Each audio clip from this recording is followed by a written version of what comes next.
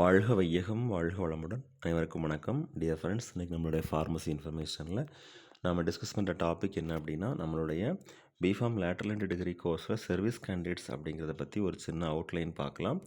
So service கேண்டிடேட்ஸ்னால் என்ன, so அவங்களுக்கு என்ன மாதிரியான எலிஜிபிலிட்டி இருக்கும், எப்படி அப்ளை பண்ணலாம், அவங்கள எந்த மாதிரியான கேட்டகரியில் கன்சிடர் பண்ணுவாங்க, அதை பற்றி ஒரு சின்ன விளக்கம் பார்க்கலாம். Deform qualified candidates who are serving in Tamil Nadu Medical Services will be treated as service candidates for selection under the seats reserved exclusively for service candidates. அதாவது டிப்ளமா இன் ஃபார்மசி முடிச்சுட்டு Tamil Nadu medical சர்வீசஸில் work பண்ணிட்டு இருப்பாங்க இல்லையா, அவங்க தான் service கேண்டிடேட்ஸ்னு சொல்கிறாங்க. இந்த கோர்ஸை பொறுத்த மட்டும் B Pharmacy lateral entry degree course பொறுத்த மட்டும் அவங்க தான் சர்வீஸ் கேண்டிடேட்ஸ். அவங்களுக்கு ரிசர்வ், அந்த சீட்ஸ் ரிசர்வ்டாக இருக்கும்.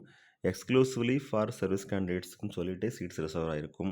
அதில் அவங்க சீட்ஸ் எடுத்துக்கலாம். அடுத்து service candidates serving in Tamil Nadu medical services on a regular basis should have completed 2 years of service as on 31st May 2024, excluding the leave period for which the candidate is eligible or availed other than casual and compensatory leave alone will be considered. அதாவது 31st May 2024க்கு முன்னாடி அவங்களுடைய 2 years service முடிஞ்சிருக்கணும். அந்த 2 years சர்வீஸில் அவங்களுடைய compensatory leave, casual leave எல்லாமே கணக்கில் எடுத்துக்கொள்ளப்படாது. அது இல்லாமல் 2 இயர்ஸ் கம்ப்ளீட் ஆகிருக்கணும். இப்போ 2 இயர்ஸ்ங்கும்போது கம்பல்சரி 24 months ஆஃப் சர்வீசஸ் அவங்க முடிச்சிருக்கணும் 31st May 2024. அப்படி முடித்து அவங்க 2 இயர்ஸ் எக்ஸ்பீரியன்ஸாக இருந்தாங்க அப்படின்னா கண்டிப்பாக அவங்க சர்வீஸ் கேண்டிடேட்ஸ் கோட்டாவில் அப்ளை பண்ண முடியும். அடுத்து deform qualified candidates who are approved probationers serving in local bodies will be considered as service candidates and must have completed 2 years of service as on 31st May 2024. So diploma in pharmacy qualify ஆனவங்க 2 years probation period முடிச்சிருந்தாலும் அந்த particular சர்வீஸில் அவங்க service கேண்டிடேட்ஸாக consider பண்ணப்படுவாங்க. அதாவது as usual சொன்ன மாதிரி தான் 31st May 2024க்கு முன்னாடி அவங்களுடைய அந்த 2 இயர்ஸ் சர்வீஸ் முடிஞ்சிருக்கணும். அடுத்து service candidates should send their application through their head of the medical college hospital or institution in which they are presently working. இவங்க கரண்ட்டில் எந்த இன்ஸ்டியூஷனில் எந்த ஆர்கனைசேஷனில் ஒர்க் பண்ணுறாங்களோ அவங்களுடைய ஹெட் ஆஃப் த இன்ஸ்டியூஷன் மூலமாக அந்த அப்ளிகேஷன் ஃபார்மை சென்ட் பண்ணணும். அவங்களோட ஹெட் இருப்பாங்களே அவங்க மூலமாக அவங்களோட சிக்னேச்சரோட இந்த அப்ளிகேஷன் ஃபார்ம் சென்ட் பண்ணப்பட வேண்டும்.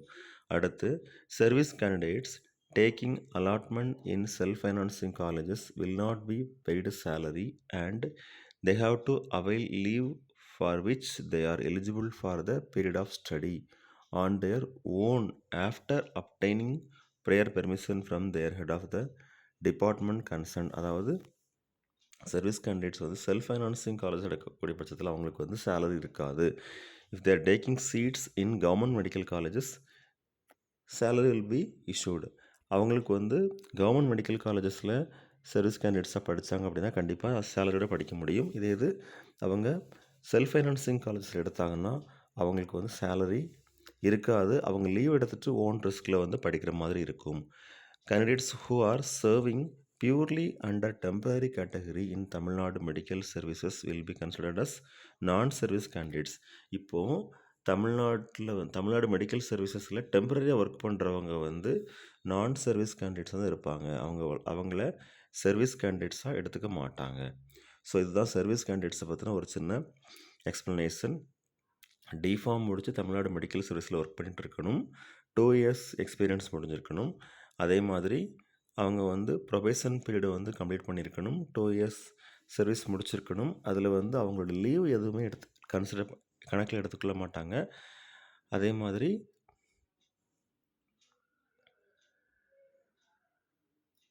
அவங்க சென்ட் பண்ணக்கூடிய அப்ளிகேஷன் அவங்க ஹெட் ஆஃப் த இன்ஸ்டியூஷன் மூலமாக சென்ட் பண்ண முடியும். அடுத்து அவங்க கவர்மெண்ட் மெடிக்கல் காலேஜஸில் சீட்ஸ் எடுக்கக்கூடிய பட்சத்தில் மட்டும்தான் அவங்களுக்கு சேலரி கிடைக்கும். ப்ரைவேட் இன்ஸ்டியூஷனில், அதாவது செல்ஃப் ஃபைனான்சிங் இன்ஸ்டியூஷனில் படிக்கக்கூடிய பட்சத்தில் அவங்களுக்கு அந்த சேலரி இருக்காது. ஓன் ரிஸ்கில் லீவில் தான் படிக்க வேண்டியிருக்கும்.